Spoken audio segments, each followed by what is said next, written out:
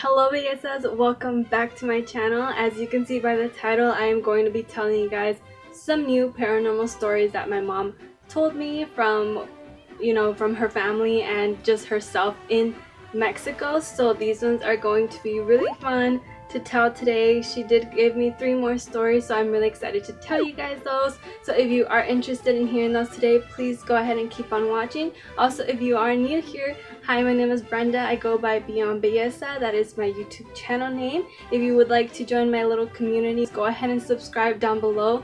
Also turn on your post notifications so you know when I post a new video, because more spooky videos will be coming in the near future now that fall is just right around the corner. So I am really excited for that. So without further ado guys, let's go ahead and get started with today's video. I got my buddy here ready to go and to keep me company, my little pumpkin, so I don't get scared. Okay, so the story goes that this is in the area where my great-grandma's rancho is, which is Juchitlan, Jalisco.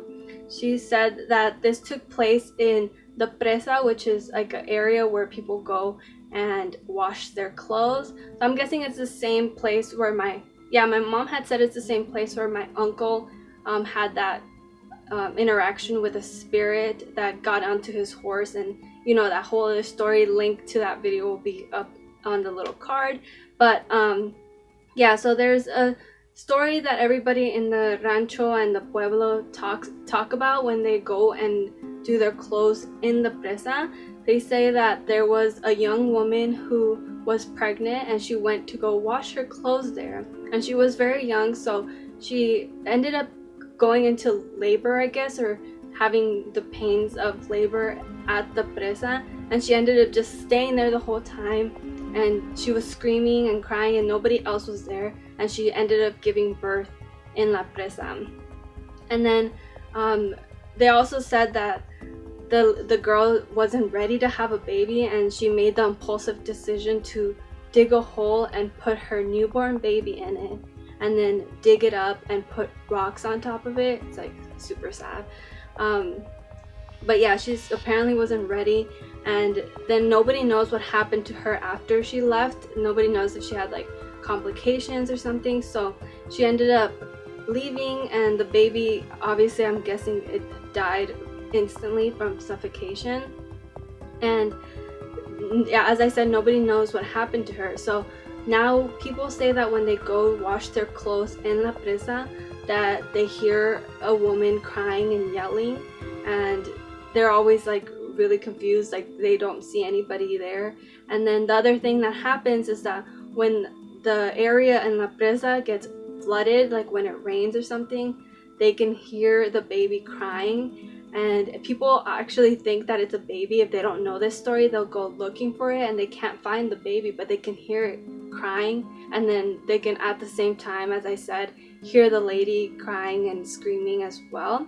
So what they all say, that the rumor goes that the lady died from complications, since she did give birth out in the middle of nowhere, and she didn't get treated for it because she wanted it to keep it a secret, and so nobody knew who she was. And still to this day, my mom says that nobody knows her name or who she was, because everybody was always questioning, like, who is this girl crying and whose baby is crying. And apparently they heard it from this one dude who knew her and won't say who she is. I guess he might be like related to her or something, but yeah, nobody knows what happened to her. I don't know, maybe the guy does, but he is not saying anything. But yeah guys, that is the first story. I thought that was really eerie and also really sad, because I mean, why would you do that to a baby? She could have left it on the doorstep of somebody or like at a church or something, but to bury it, like, super sad.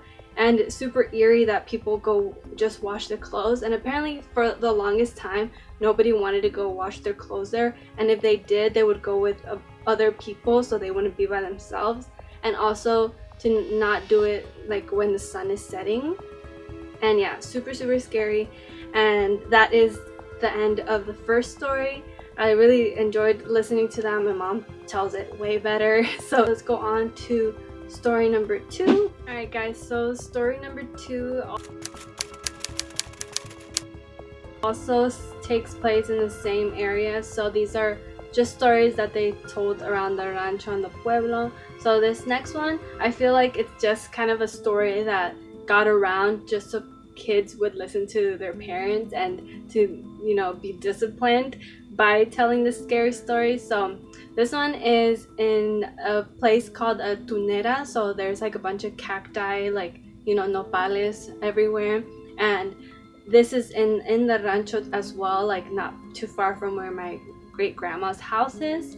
And there was like a giant rock that's on the top of where the tunera is. So it's like this wide spread area with a bunch of nopales and stuff. And so the story goes that there was a young girl, and she had a boyfriend, and her parents didn't approve it. They didn't let her have a boyfriend, and they were being really strict, and they didn't let her, do anything or go out and hang out with him. So she and her boyfriend planned that they were going to run away together, and they were just gonna go live their best life, basically. So they ended up, planning to go meet at the tunera and meet at that giant rock that's on the top of it. And they were gonna go do that in the middle of the night, so then she could sneak out of her house and he could as well, and they could go run away together, who knows where. So the story goes that the girl goes up, and she walks the path all the way up to the tunera, and she's waiting to get all the way to the top where that giant rock is, because that's where her and her boyfriend decided they were going to meet. So she gets there, it's super dark, and she gets closer and closer to the rock, and then she sees the silhouette of her boyfriend, what she thinks, and she calls out to him, and she's like, I'm here, like, let's go ahead and go. And she's like, keeps telling him that they should leave now, and he doesn't turn around, he doesn't acknowledge her or anything. And she's like, why are you ignoring me? We need to go now. And she kept telling him, like, trying to talk to him, and she was about to go step forward and like turn him around, and he ends up turning around, and it's like a devil figure. And the girl gets so shocked, and she gets so scared that she ends up having a heart attack, and she dies just instantly. And she dies there on the top of the hill, and that's what they think happened. So this is what the story goes. I don't really know who ended up figuring out how she died and how she had a heart attack, but when they found her there later on, they figured out that she ended up having a heart attack, and they somehow chopped it up to she must have seen something that scared the crap out of her. And then the other thing with this story is that the guy didn't end up ever making it to that big rock. They actually never even found him. They never found his body or anything. They have no idea what happened to him. And my mom says that she thinks that the devil or the demon or whatever it was ended up taking him too, and nobody knows what happened to the guy. So my mom says that they would always tell this story. My great grandma would always tell them this, and she'd be like, para que obedezcan, like basically telling them, so they'll listen to her, and then they don't ever try to leave or run away with their boyfriend. And they're all like little, they're all like 10 and younger. So my mom was always like, where are we gonna go? We don't even have a boyfriend, like why would we ever do that? But like a great grandma was always just telling them scary stories, and I guess this is just one of them, just so it would be ingrained in their head and they don't try to pull something like that.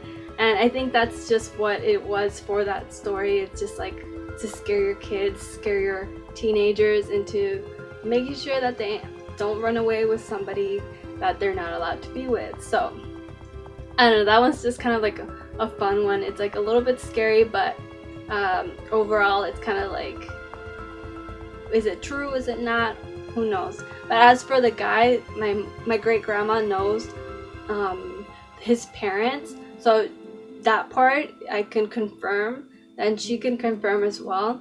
And they just don't know if the reason that the girl died at the top of that hill when on the big rock was because she saw something, or if she just had a heart attack for other, underlying health issues. So nobody really knows. But that's the story, and you know, it's pretty scary. I actually like that story as well. So anyways, next story, story number 3. Let's go ahead and get into that one. Okay, so for our final story, this one is in the pueblo, so it's like about an hour away from the rancho. There is like a basketball court as well as a soccer court, and there's a story that a lot of the guys who go play, or not just guys, but you know, a lot of people that go play basketball there, that they always see an apparition of a cauldron that just shows up in the middle of the court, and there's a witch there, and she's cooking something in the cauldron, and a lot of the people say that it's either pozole or atole, which I thought was really funny. I'm just like, what is a witch doing in the middle of a basketball court making soup? But anyway, so they say that this is an apparition that everybody sees, that she just appears out of nowhere in the middle of the court, and a lot of the guys that have seen her say that she kind of lures them into having a bowl of whatever it is that she's making in the cauldron. Is it cauldron or cauldron? But she lures them into, you know, wanting to take a sip or eat it or whatever it is, and she does it all like through their mind, like they can hear her in their head, and they eventually they'll run away or they'll actually get lured into drinking this stuff that she's serving them. So they end up drinking it, and then it's said that after they drink it, they get super sick to the point where they almost die. And then when they recover from it, if they do recover, they don't remember like what happened, except for seeing the witch. Like they don't remember anything after that, so they don't remember drinking or eating whatever she was making. They just know that the next thing they knew, they were like rushing home, like feeling super sick and not knowing what happened. And so a lot of people say that, you know, you're supposed to ignore her and not even look at her if she ever does appear. Like you just run away and go home and, you know, not look back. And that's basically what everybody in that area always talks about, is seeing the witch there. And a lot of people don't believe that she's actually there. One of my mom's cousins actually said that he saw her, and she said that none of them in their family believed him. He ended up actually getting lured into drinking whatever it is she was serving, so he ended up getting sick, and he recovered from it, but people never like actually believed him until now. My mom says that, you know, she really doesn't have any reason to not believe him. Even him himself was like, why would I lie? Like there's no reason for me to lie, you know? So she ended up believing him. They ended up saying that they called a priest from the pueblo to come and do something about that area. So he ended up, you know, blessing the basketball court and putting a bunch of little santos and candles around the area.